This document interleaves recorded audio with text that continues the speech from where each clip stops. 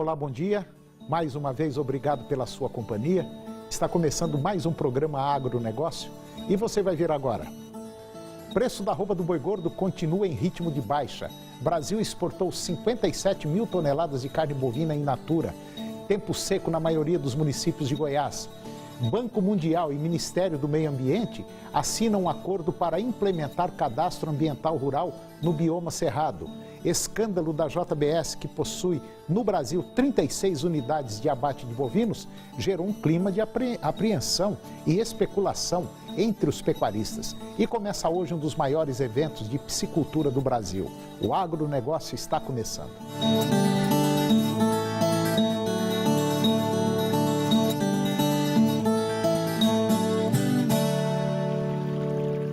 Neste momento, não há fatores nos quais os preços do boi gordo possam se apoiar para a sustentação. A tendência de mercado frouxo, que já vinha sendo verificada antes dos acontecimentos dessas últimas semanas, ganhou muita força com a tática praticamente unânime das indústrias de redução ou até mesmo de retirada total das compras. O efeito desconfiança que gira em torno da JBS, com consequente sobra de gado para os demais frigoríficos, reforça o plano de mercado já citado. Atenção especial deve ser dada às regiões onde há maior participação ou até mesmo amplo domínio da empresa nos abates. E no fechamento da última terça-feira, dia 23, 20 das 32 praças pecuárias pesquisadas pela Scott Consultoria tiveram queda nas referências. Não houve alteração nas referências no mercado atacadista de carne bovina com osso. Porém, a tendência do levantamento aponta para quedas em curto prazo. Segundo dados do Ministério da Indústria e Comércio Exterior e também de Serviços, até a terceira semana de maio, que foram aí 14 dias úteis, o Brasil exportou 57 mil toneladas de carne bovina in natura, com faturamento total de 239 milhões de dólares. A média diária exportada foi de 4 mil toneladas. Em relação a abril, último agora, esse valor é 4,3% maior. Entretanto, em relação ao mesmo período do ano passado, a queda é de 15,3%. E caso esse ritmo das exportações continue, o país deverá exportar 10,7% menos que em maio de 2016. Seria o quarto mês consecutivo de quedas nas exportações e somente em janeiro o volume exportado foi maior na comparação anual. Amigo fazendeiro, o Grupo Belcar, ele tem uma novidade para você. Adquira sua picape nova ou seminova, até 100% financiada e com até um ano de carência. Isso que é facilidade, você escolhe como pagar, mensal, semestral ou anual. Juros de apenas 10,87 a 12,75 ao ano. Uma parceria Banco do Brasil e o Grupo Belcar com 5 lojas para te atender em Goiânia. Azuca Mitsubishi BR-153, em frente ao Paço Municipal, Belcar Veículos Volkswagen BR-153 e Pio 12, Cidade Jardim, além da Avenida Anhanguera, saída para Inhumas. E agora vamos ver como é que anda o tempo para hoje no estado de Goiás. Para a maioria dos municípios, nós teremos hoje tempo parcialmente nublado, sol entre poucas nuvens, e vamos conferir agora a temperatura para os principais municípios produtores do estado de Goiás. Porangatu, 35 a máxima e 21 a mínima. Campos Belos, 35 a máxima e 24 a mínima. Séries, 32 a máxima e 16 a mínima. Lusiânia, 29 a máxima e 16 a mínima. Jussara, 34 a máxima e 22 a mínima. Anápolis, 29 a máxima e 17 a mínima. Acreúna, 32 a máxima e 20 a mínima. Quirinópolis, 31 a máxima e 18 a mínima. Jataí, 32 a máxima e 18 a mínima. E Ipameri, 30 a máxima e 15 graus a temperatura mínima. E depois do intervalo, você vai ver que o Banco Mundial e o Ministério do Meio Ambiente assinam um acordo para implementar o Cadastro Ambiental Rural. E no bioma cerrado, escândalo da JBS, que possui 36 unidades de abate de bovinos, gerou um clima de apreensão e especulação entre os pecuaristas. E começa hoje um dos maiores eventos sobre piscicultura do Brasil. Nós voltamos já.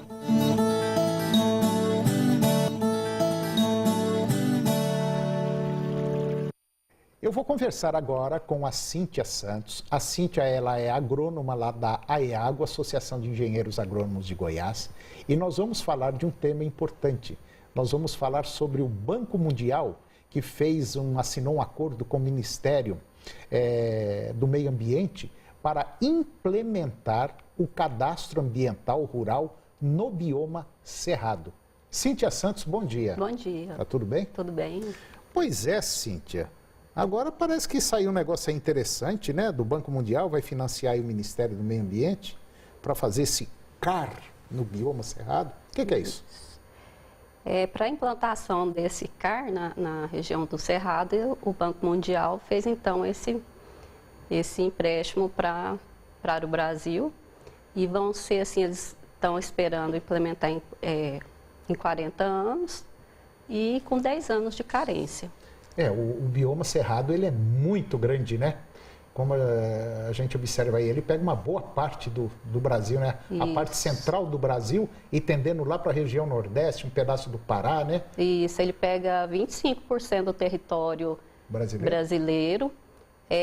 Abrange todo o Distrito Federal e partes de 11 estados, entre eles Goiás, basicamente Goiás é 100%, né? É quase que 100%, porque os dois biomas de Goiás é a Mata Atlântica, um resquício de Mata Atlântica, e o restante é cerrado. Agora, o Banco Mundial e o Ministério do Meio Ambiente, esse acordo é um plano de ação de programas de investimento florestal no Brasil? Isso, é um plano, faz parte de um programa, né, esse plano, e é para favorecer o agricultor familiar. Então, os agricultores que têm até 4 módulos fiscais, que vive tira o sustento dele daquele imóvel, tanto ele como a família, que não empregue mão de obra de terceiros, só da família. Então, isso a gente define como um mini empreendedor familiar. Então, vai beneficiar somente esses. E como é que vai funcionar isso? Eles vão fazer o seguinte, eles vão treinar os órgãos ambientais estaduais, o MMA vai treinar, também vai fazer o cadastro dessas propriedades naqueles municípios que eles acham prioritários e vão apoiar essa recuperação de reserva legal e de preservação permanente nesses imóveis. Né? Então, além de implementar o CAR, também possibilitar essa recuperação de reserva legal e preservação permanente nos imóveis. Aí eu acho que cabe um fato curioso, um fato interessante nisso aí. Será que vão dar conta de fazer isso em nível nacional? Porque pegar 25% do território nacional não é brinquedo não, hein? Precisa muita gente, precisa ter uma estrutura, uma logística muito grande e pesada para fazer isso. Você vê atualmente, nós estamos com, por exemplo, vamos pegar Goiás, que os analistas do órgão ambiental do estado de Goiás já estão fazendo esse análise do CAR. Nós vamos precisar de mais pessoas, então, para implementar, porque eles vão treinar justamente o pessoal dos órgãos ambientais estaduais. Então, vai fazer o treinamento desse pessoal. Eu também tenho essa preocupação de fiscalização, né? E de continuidade, porque você pode dar o primeiro passo, mas e a continuidade desse trabalho? Pois vai sair dinheiro, vai rodar, jogar dinheiro para todo mundo aí, no fim você não faz nada e depois tem que pagar isso aí. Depois tem que pagar. O MMA, ele investiu no início, quando implantou o CAR, investiu para fazer treinamento. A lei falava que o poder público que tinha que fazer o CAR para o pequeno agricultor familiar. E, na verdade, a gente viu que não foi assim que funcionou. Parece que tudo aqui é desse jeito, né, Cíntia? E agora isso aí é um empréstimo, né? Fica até... nós temos que pagar esse empréstimo, que é pior ainda, né? Cíntia Santos, engenheira agrônoma da AEAGO, muito obrigado pela sua informação. É legal isso aqui, agora vamos ver se vai para frente. Muito obrigado e até o próximo. Até o próximo, a AEAGO agradece. Obrigado. E depois do intervalo, eu vou comentar sobre o escândalo da JBS, que possui no Brasil 36 unidades de abate de bovinos e gerou um clima de apreensão e especulação entre os pecuaristas. E vai começar hoje um dos maiores eventos de piscicultura do Brasil. E você vai conhecer os diversos tipos de eucalipto. Nós voltamos já.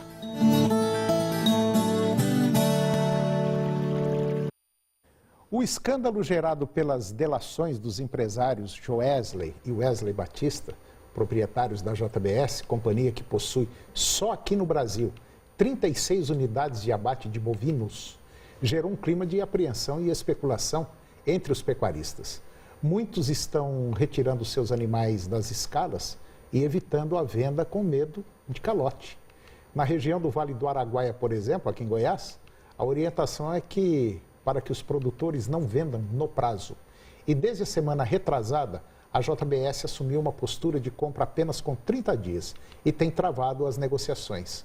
O presidente da APROVA, Associação dos Produtores do Vale do Araguaia, o senhor Marcelo Marcondes, ele disse que o mercado está confuso.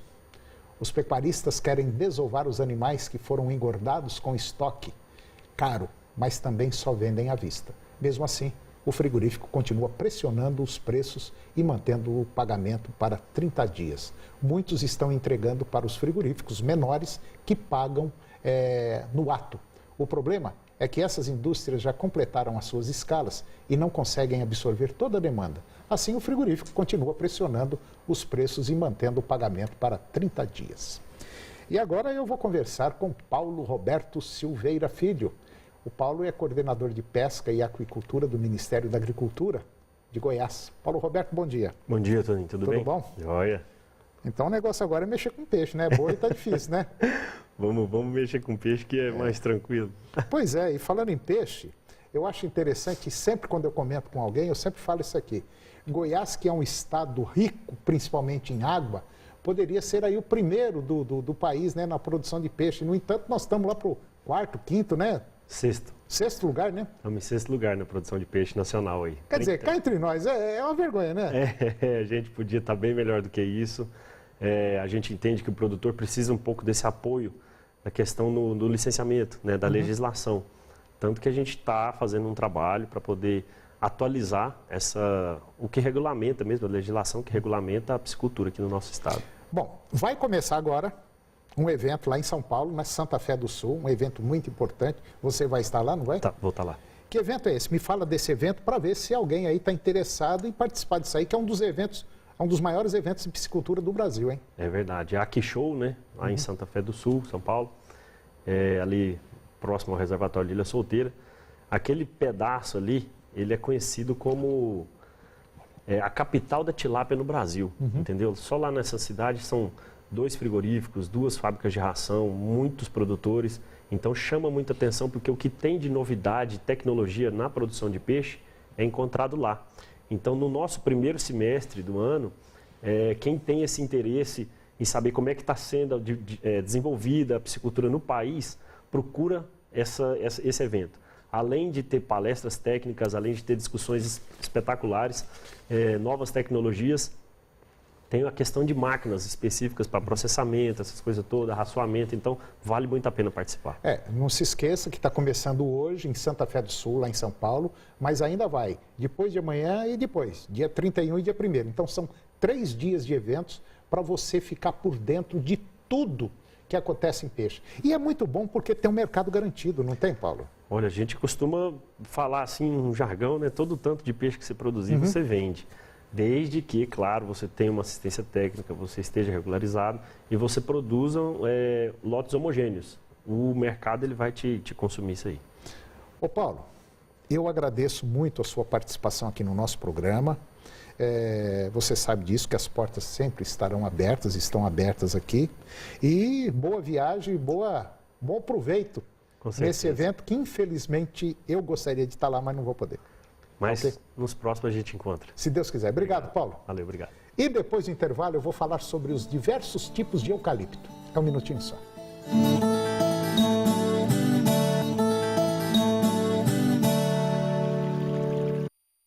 Eu vou conversar agora com Ana Carolina Cavalcante. A Ana, ela é engenheira florestal e já esteve aqui várias vezes falando muito bem sobre essa área de recuperação, principalmente recuperação, né?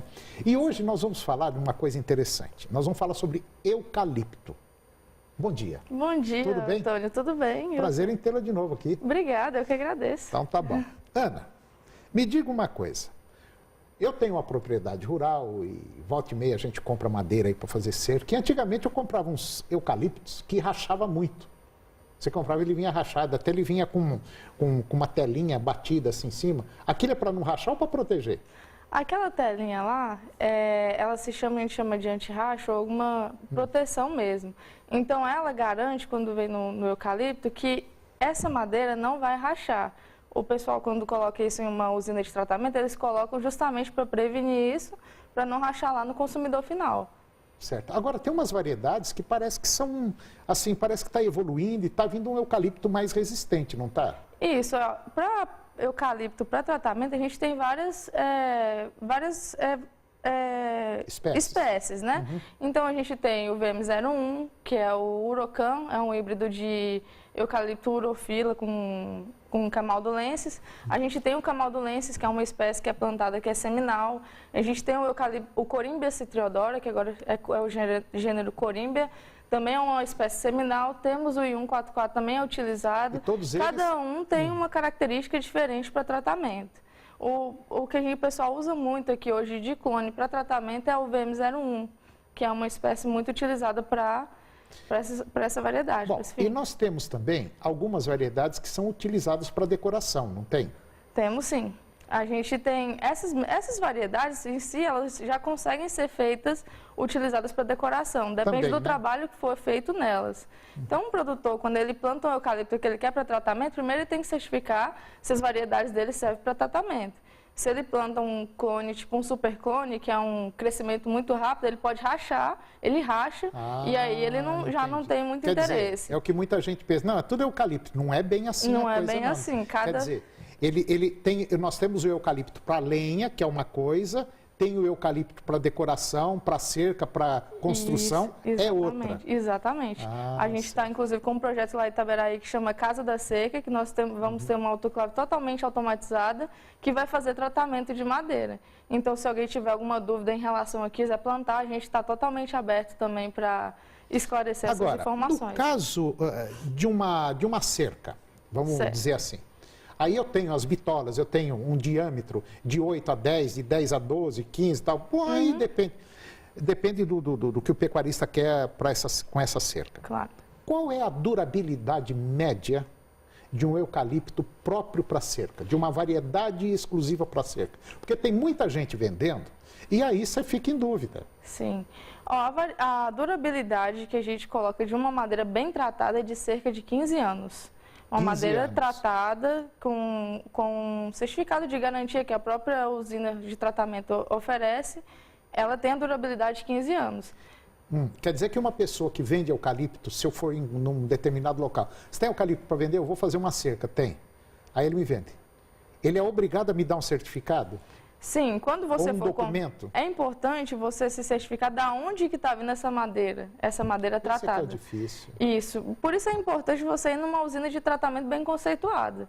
Uma usina que passa confiança ou até mesmo o próprio produtor mesmo, que tem autoclave para fazer isso. Ana, eu gostaria de trazer aqui mais vezes para a gente conversar sobre isso, porque é quase impossível. Se eu chegar num lugar, eu vou comprar um eucalipto e às vezes o cara nem sabe de onde veio isso aí. Sim. Vamos conversar mais sobre isso? Vamos Vai ser muito bom, tá ok? Com certeza. Mas olha, foi legal essa conversa nossa. Muito obrigado mais uma vez pela sua participação, ok? Por nada, precisando. E o programa Agronegócio de hoje chegou ao fim. E eu termino com a seguinte mensagem. O primeiro dever da inteligência é desconfiar dela mesma. Um grande abraço, um bom dia e até o próximo programa. TV Serra Dourada Goiânia. Hoje tem Cine Espetacular. O melhor do cinema na sua casa com o filme Tapped Out, A Revanche. Logo após o Ratinho. A seguir, Primeiro Impacto, continuação.